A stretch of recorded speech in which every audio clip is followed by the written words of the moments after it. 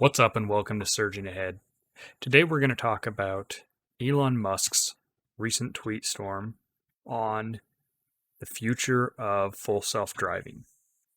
Is he really removing all radar? Stick around to find out.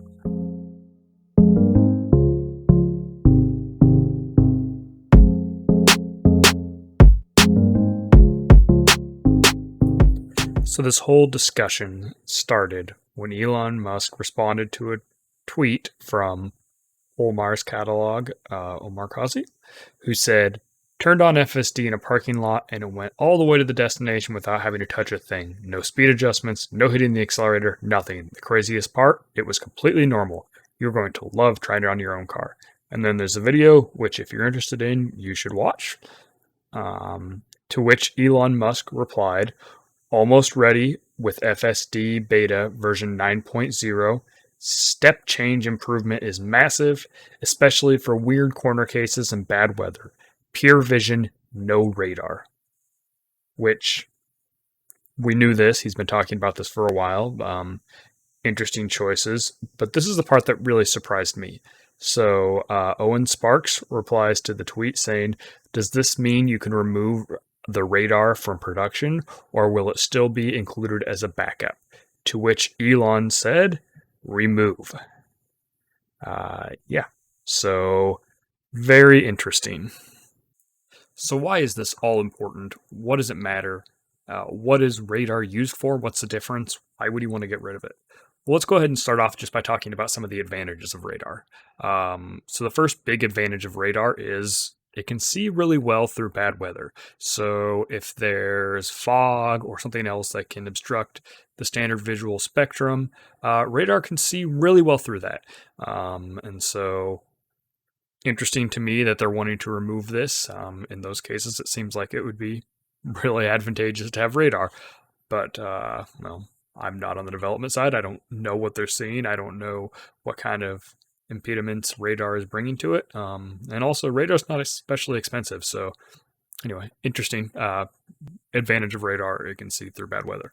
You can also see things that are obstructed from vision. So if you ever see any of the car ads, obviously not from Tesla since they don't advertise, but you'll see a lot of ads where they'll show the car in front of them continuing to just drive on while the car in front of that brakes. The radar, the forward-facing radar, can detect that car in front of the car in front of them, which was completely obstructed from vision, was braking, and be able to anticipate that and start slowing you down to make sure that you don't hit the car when in front of you when that car eventually slams on their brakes to avoid hitting the car in front of them.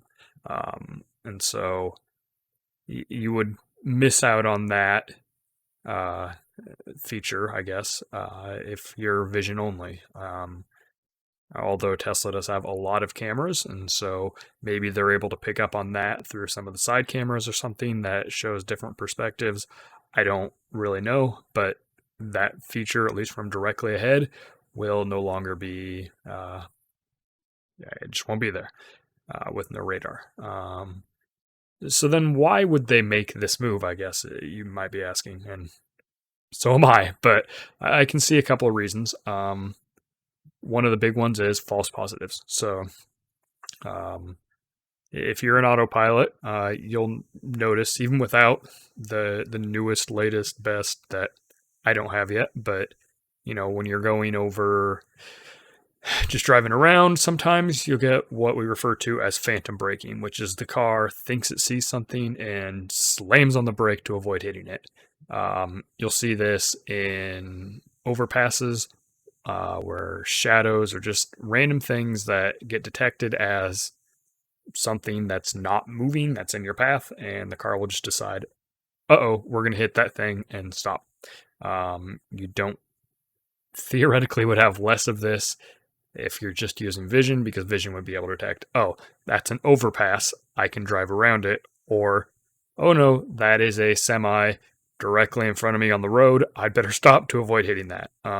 So you may see some improvements in phantom braking, and you may no longer see Teslas lodging themselves directly under a semi, potentially decapitating the driver, which is obviously tragic, and it would be great to never see another one of those photos again from Tesla or any other manufacturer.